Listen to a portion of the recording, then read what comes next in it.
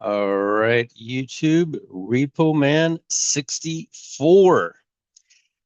We've all seen what happened in the Philippines. We need to pray for them first and foremost. However, we are, uh, like I've said so many times, none of us, not a single one of us, are going to bring you the rapture date.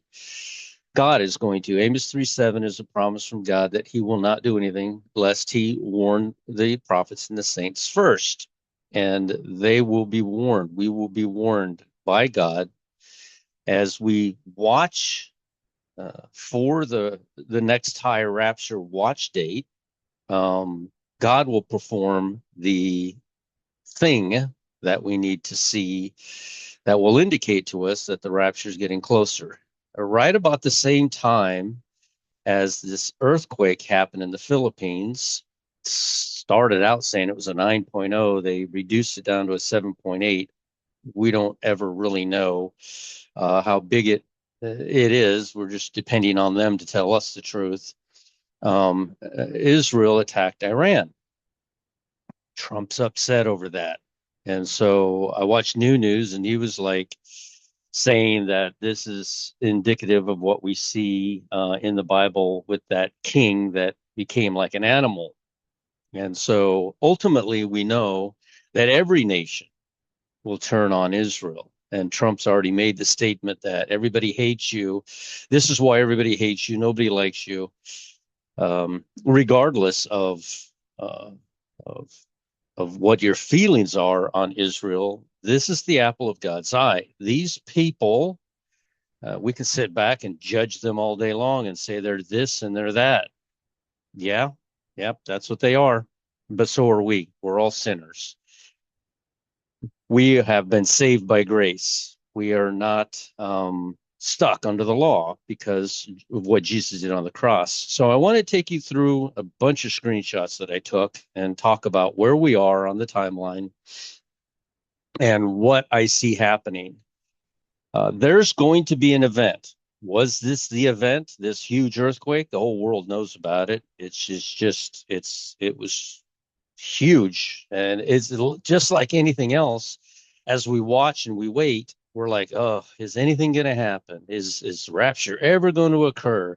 And then, bam, something like this happens. And kind of wakes us up and starts us to looking again to do math on this stuff, which is what I've done, and try to determine when the rapture might possibly be. Literally every event that I have on the timeline could translate into a rapture. Passover, um, the head of the new year, Rosh Hashanah, just everything, the flood, all of it can translate into a rapture scenario that we look at to possibly be the day. But again, ultimately, Amos 3:7 will be fulfilled by God. We're all going to give you our best guesstimate. None of us are going to have it right. No one, including me, anyone, will show up in heaven and go, I had it right from the most exact moment the rapture we think should happen to a generalization of, there will be no World Cup type thing. Um, uh, we've been going along with that for quite some time. And I think the World Cup is what? I don't even recall. It's on the 10th or then the 11th. So, but anyway, let's take a look at the pictures and see where we're at. The screenshots here.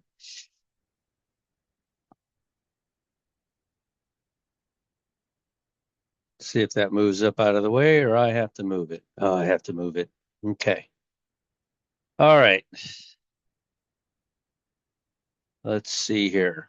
Minimize. Nope, don't minimize me. There we go. All right. Where we're at right now is here on June the 8th. It is Sivan 24. It is the 84th day of the year. My time on June 7th at, I think it was 7:37 p.m. I have the screenshots, but 7:37 p.m. right at sunset. Uh, I believe for them, they're 12 hours ahead of there's behind us. It might be 12 hours behind, but for me, it was 7:37 p.m. I think for them it was 7:37 a.m. A huge earthquake hit. Now, for me, when I count it from there, from that moment, if I go 84 hours, we wind up here on the very day that Moses was given the law. Moses was given the law on Sivan 27, June 11th. Like I admitted in the last video, I worked on this with Moses years ago, and they're on the timeline, and I can't recall the exact reasoning behind me having them on this day. I know Pentecost and Enoch and all the others, but this one here was a bit obscure for me because I could never, I know that he went up 3 times. It was 40 days each time, and I never was able to get confirmation, complete confirmation on when all these events of Moses took place. But I did work on the first 40 days.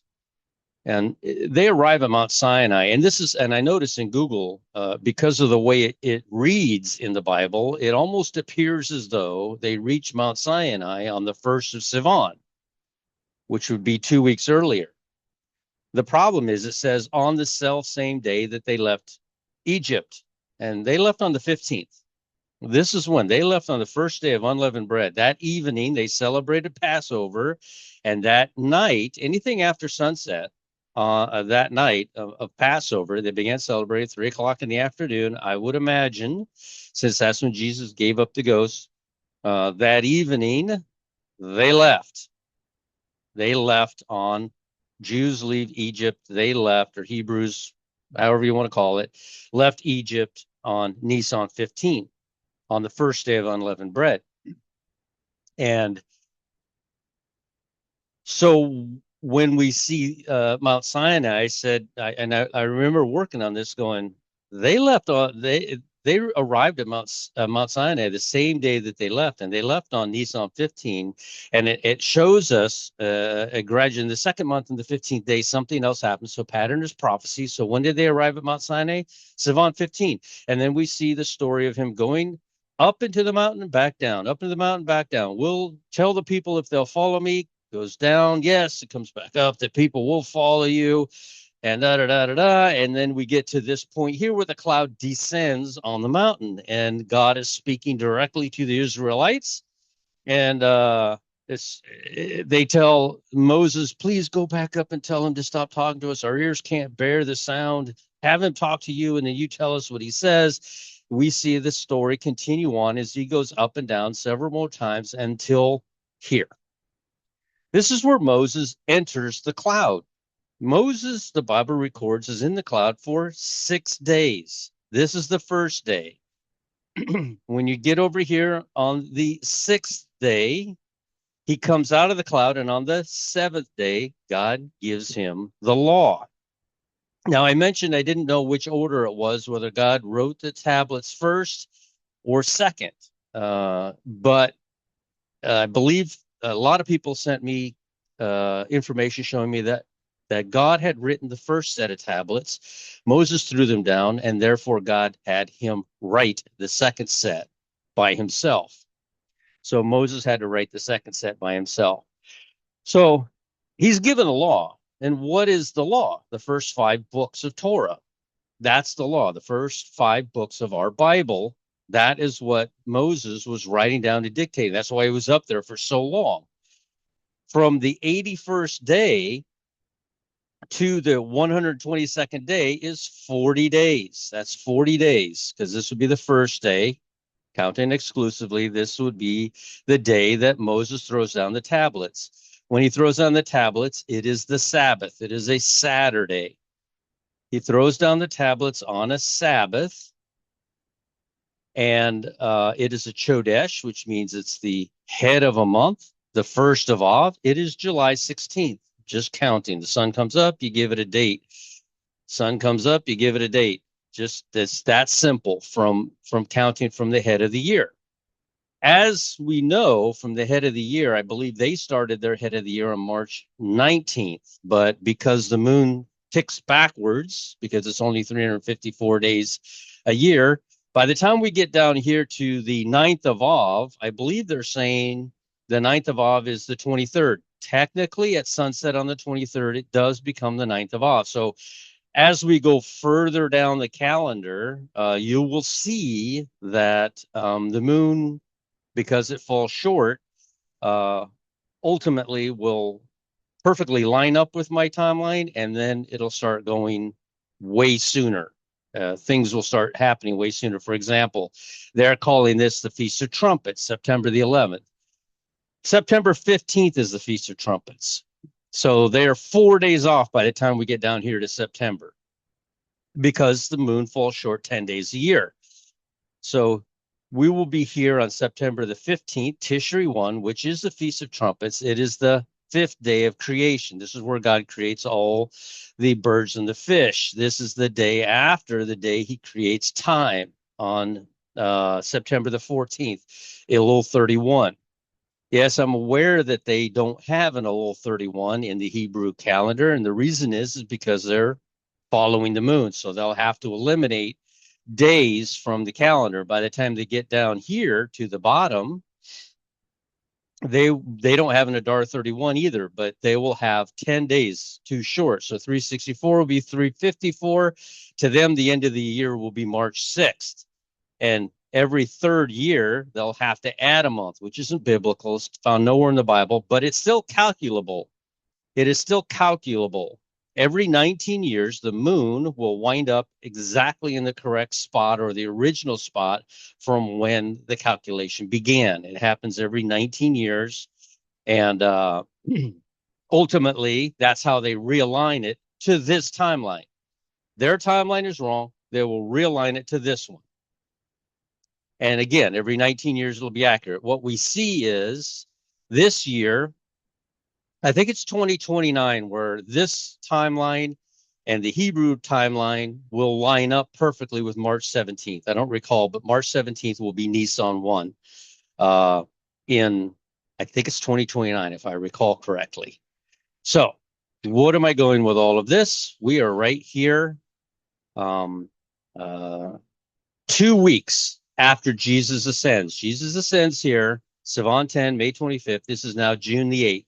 If we count 84 hours from right here, from when the earthquake happened, if that was the world shaking event that we were all looking forward to being our account, then 84 hours would land us right here, the day Moses was given the law, on Sivan 27, June 11th. Philippines is still getting, I have the earthquake app open, and they're just getting hammered over there. Still hasn't stopped. Still going. So 7:37 a.m. my time on June 11th would be 84 hours. So that's very interesting. It's also the following day would be the third Pentecost that we see in the book of Acts, the third time that Jesus, he does a wave sheaf offering 3 times. He's in heaven for these 14 days. He comes down to them in the upper room where they're scared. He comes down to Thomas in the upper room, and he appears on the shore with bread and fish 3 different times. And then we count 37 days, and that arrives us at Ascension Day.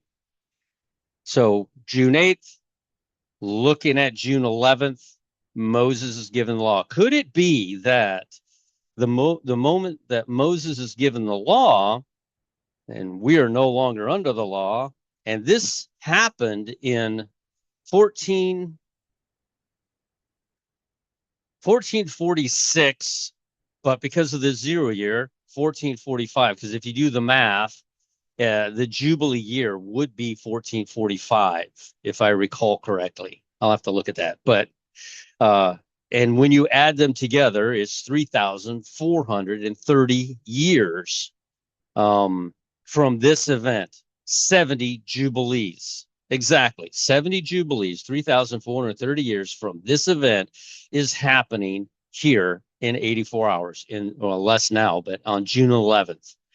beginning at 7:37 a.m. So that's very interesting. Another interesting thing is if you do the math from 7:37 a.m. to Israel time, what would that be? 2:37 a.m. in the morning, Israel time. Will we see an event? Will we see a rapture? I don't know. This is the third Pentecost. Like I said, the following day on June 12th is the third Pentecost count from it would be the wave sheaf offering for them catching the 153 fish. But then we see this obscure one where the count of Jesus ascending, because he was up there for 14 days and came down 3 times. So he was up there doing those wave sheaf offerings every Sunday. And then we have him ascending.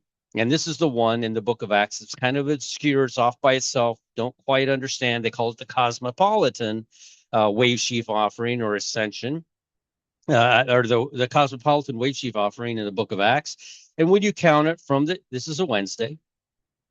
Wednesday is the day Jesus ascended. When you count it from the Sabbath after, just like it says, you count it from the Sabbath after, count by Sabbath, 1, 2, 3, 4, 5, 6, 7, and even unto the next day, which is what causes every Pentecost. It is 50-day count, but by the Sabbath. That's where everybody seems to go wrong. They're just counting either by Sunday. Doesn't say that. It says count by the Sabbath, or they're backing up to the day before because this is a Sunday. They'll count from the day before Sabbath, but it says the morrow after. It says the next Sabbath. You shall count by Sabbath, 7 Sabbaths, and then even under the next day. So which causes a 56-day count. Even though it's a 50-day count, it's telling you to count 50 from using the Sabbath, 49 days of Sabbath, and then even under the next day, the 50th day, the Pentecost. This is the Pentecost on the 2nd of Av. It's July 17th. At sunset, it would become Av the 3rd, July 18th, and this is when the Feast of Wine is. This is the Feast of Wine that Dr. Berry found, and he pulled it right out of the Bible. You can see it for yourself if you have eyes to see. If you don't, then you don't. I mean, I don't know what to say. You don't have the eyes to see. But he found the Feast of Wine, and so when it's counted out, and I had no idea. Like he said it. He said it was the 3rd of Av, and they found it in the Dead Sea Scrolls as the 3rd of Av, and I was like, well, I don't even. I'll put it on the map. I'll put it on the timeline. I don't know how to get to it until I realized there's a 4 count Pentecost in the book of Acts. And when I did that, I was absolutely floored when I counted it down, and it wound up, this is the Pentecost. I wouldn't drink wine on a Pentecost, but at sunset or when the day was far spent, possibly 3 o'clock in the afternoon, they would have enjoyed the Feast of New Wine on the 3rd of Av, and that would be July 18th. So we have a space here, a huge space of nothing going on. Tops of mountains are seen on June 16th, but after that, we have like a month before we get to the 1st of Av when the tablets are thrown down. So again, well, we have 40 days, right, from this point here. So on the 11th, we would have 87, we would have, what is that, 64 days, 63 days, because he was in the clouds, came out on the 7th day. So at any rate, that's what we're looking at right now. We're looking at June the 11th. Could the rapture happen sooner? Yeah. Does it have to happen on any event on this timeline? No.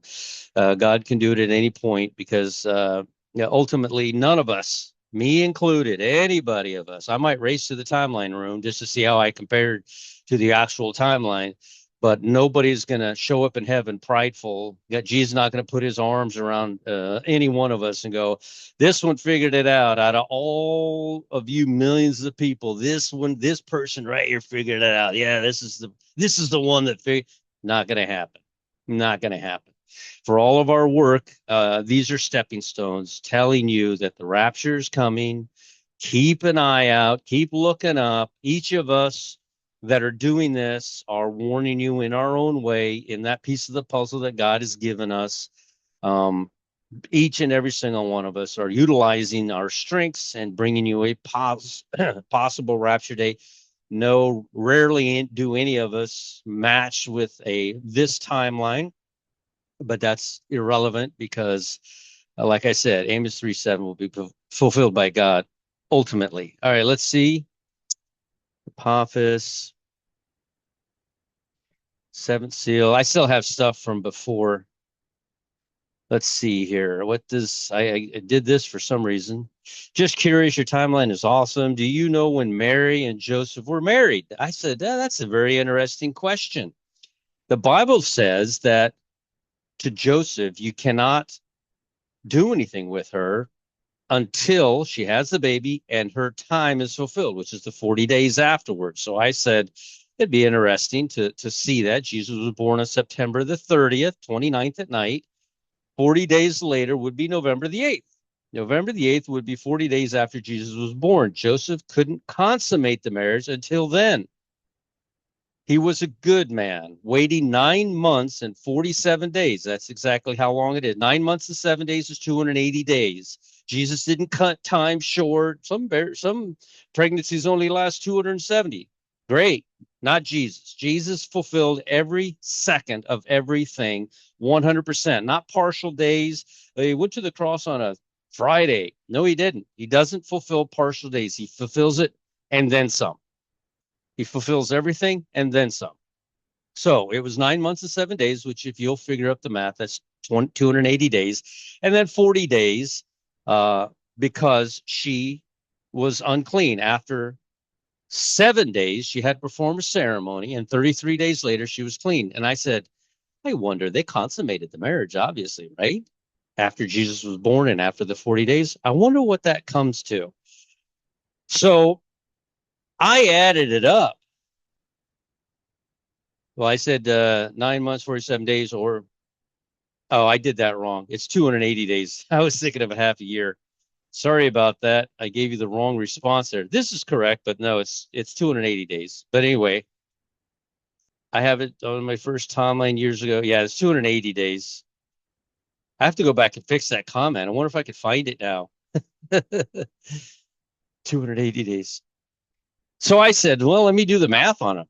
I wonder what it does. So Joseph and Mary consummate 40 days after she's unclean. They consummate on November the 8th. Sorry. November the 8th is when she's clean. So I did obviously the 280 days, not 182. And guess where it comes to? It comes to August the 15th. Forget the year, it doesn't matter. Baptism.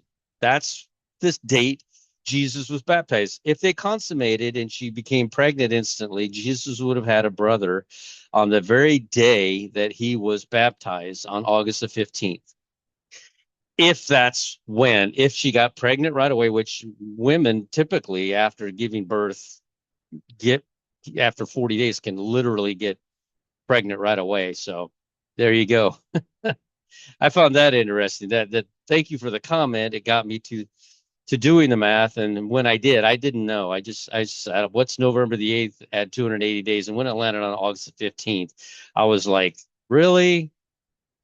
As I've showed you this many, many times. August the 15th. That's when Jesus was baptized.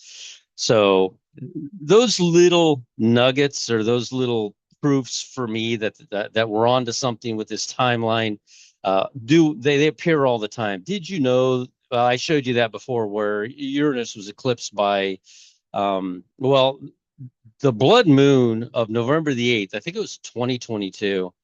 November the 8th. It literally when it forget how they call that. It's not eclipsed. I call it eclipse, but oculate perhaps. Just it goes in front of Uranus, and when it did, the very exact. It was almost like Uranus was wiping the blood moon clean. It was telling us that her 40 days is over, and I never really thought about the consummation until that person made that comment. And then, yeah, November the 8th is when, and you can go look at it in Stellarium. It's still there. You can go in there to November the 8th. I think, again, it was 2022. It was a few years ago, 2023. I don't recall, probably 2022. But as it passes in front of Uranus, the moon, you can see it going from blood red and absolutely turning white at the same exact moment it crosses in front of Uranus. And I was like, why is November the 8th so important? What is this? And I found that 40 days. I was like, oh man, another proof text, another little uh, nudge that Jesus was in fact born on Tabernacles on September the 29th. Exactly. And then 40 days later, she was clean. Uh, I forget what it was. Oh, 280 days later, sorry.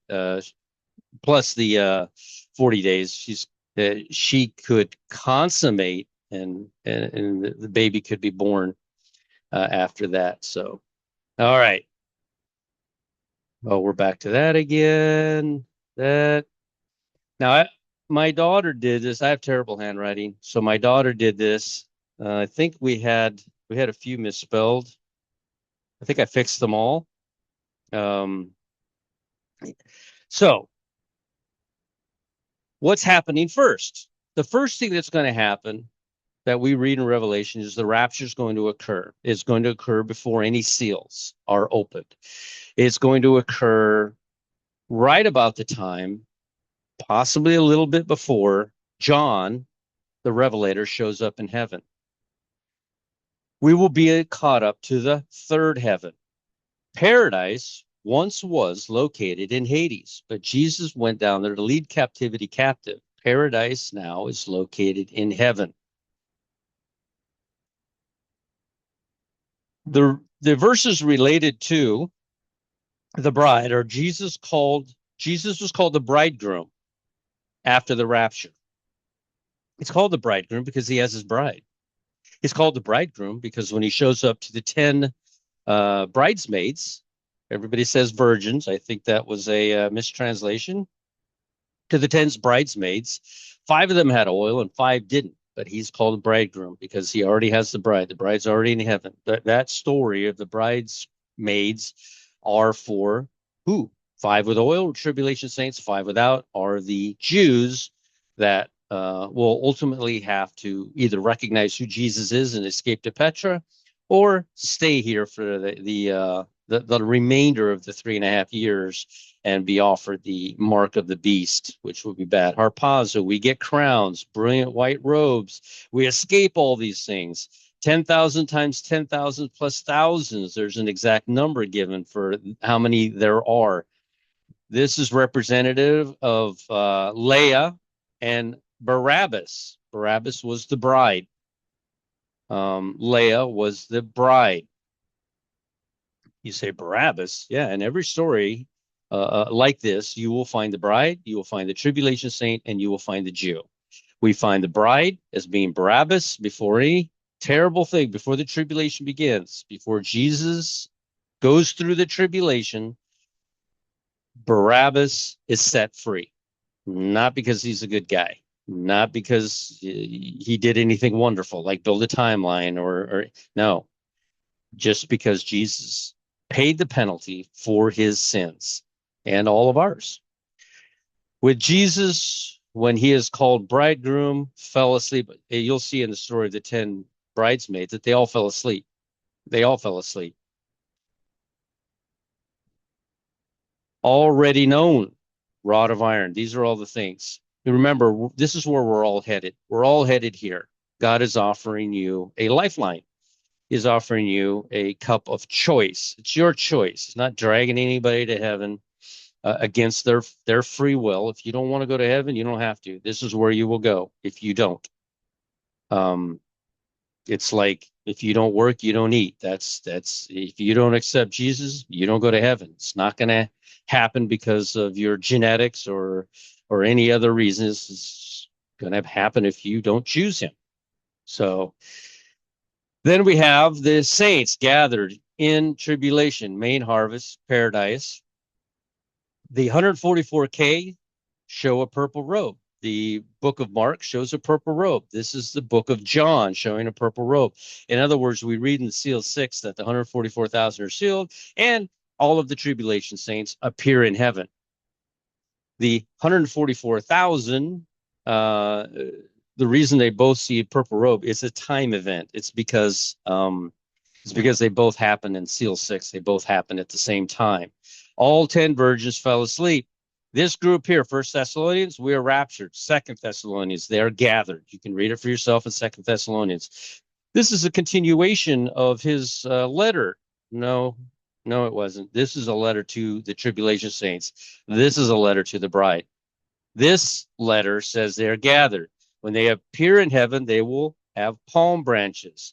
I noticed a long time ago, I did this, 5 or 6 years ago, 7 years ago.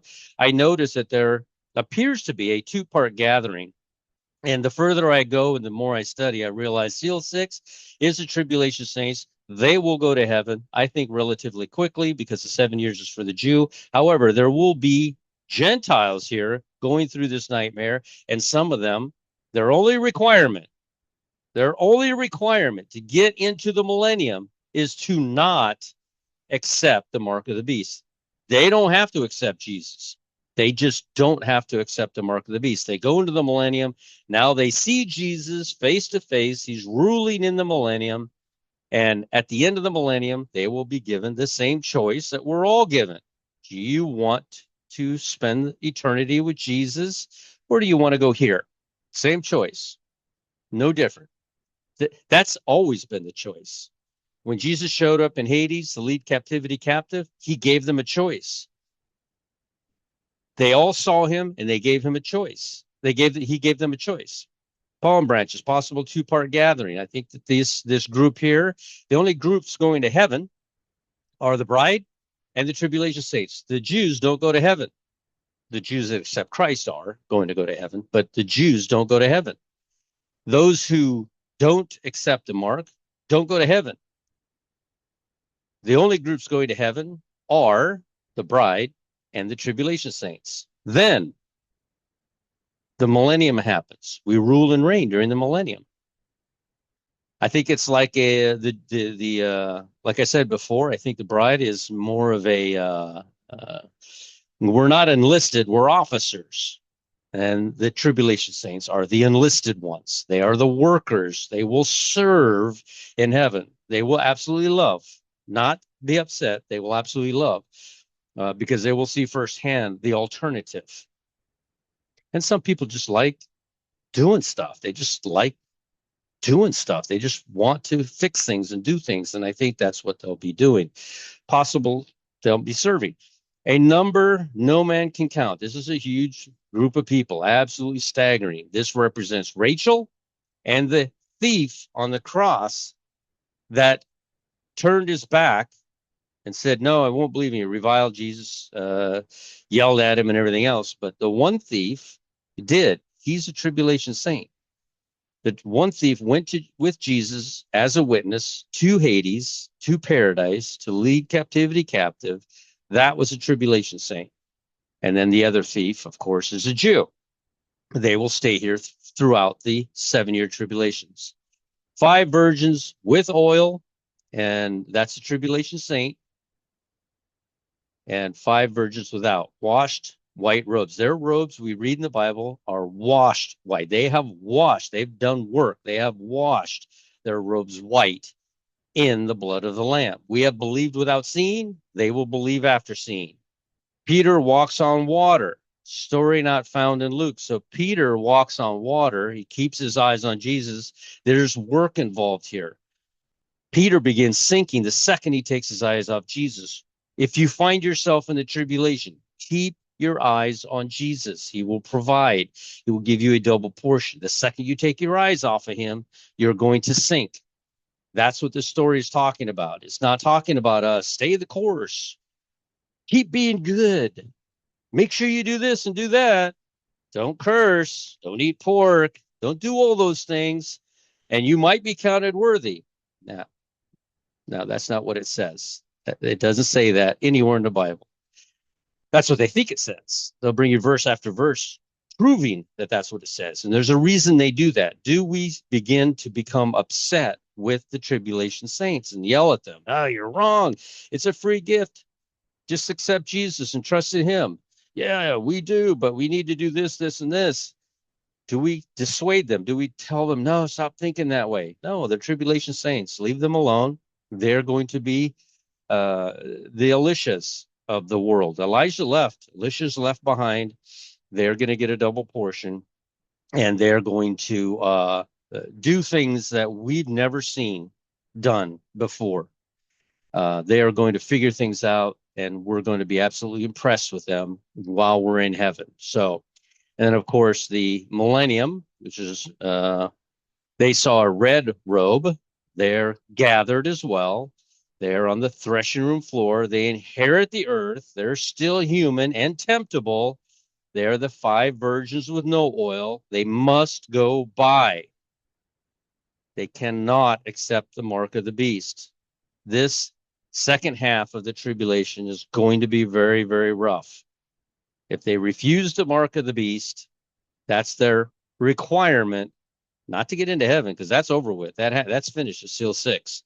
This is their requirement to go into the millennium, where they will get another chance to accept Jesus on Jesus's terms. All right. Watch therefore and pray. We know this verse, Luke 21:36. Watch therefore and pray always that you may be counted worthy to escape all these things coming upon the earth, to stand before the Son of Man. All right. This is where all the earthquakes begin. I was at work and I didn't take the screenshot right away. The earthquake had actually happened it tells me about 15 minutes after they happened. It was 17 minutes after. The second it happened. I'm in several chat groups and responding to several people that this is a huge event. It came out, and I'll show you something. Let me see. I asked a question here. Let me see if I can. I want to use something that was put into a chat room, but I don't use things that I'm not given permission to use. So hopefully, okay. Okay, we have another one. All right. So yeah, I got permission. So this originally came out as a 9.0. Several locations reported as a 9.0. They downgraded it to an 8.2 and then subsequently down to a 7.8.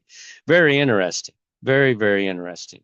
Again, it happened at 7:37 my time, 7:37 a.m. in the Philippines. Please pray for those people. That's got to be scary. Can't even imagine me sitting here and the ground starts shaking. So everything is quaking. Philippines, Philippines, Philippines. It's going crazy over there. Magnitude 7.8 earthquake, 7:37 p.m. It's 7:37 a.m. I believe, because it was 7:37 p.m. my time when I saw it, so it must have been a.m. Philippine time. So I just decided, what's adding 84 hours, because that's how long Jesus was actually in the tomb, for 84 hours, from 3 o'clock in the afternoon on a Wednesday till 3 o'clock in the morning on a Sunday. 84 hours, 3.5 days. He was in that tomb. He was in the grave for 84 hours. He completed everything in 72, but again, he covers everything. There's no question. There will be no question that Jesus did the 3 days and 3 nights. And we equate this to, of course, the two witnesses that will die on Passover and rise 3.5 days later, 84 hours later. That is the example of how long Jesus was in there, 84 hours.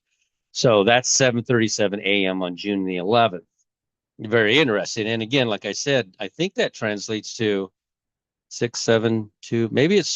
It might be 2:37 a.m. or 3:37 a.m. I have to look at that to see what time that is in Israel. So, I was working on something here. The baptism of Jesus, which happened on August the 15th, which happened on Elul 1.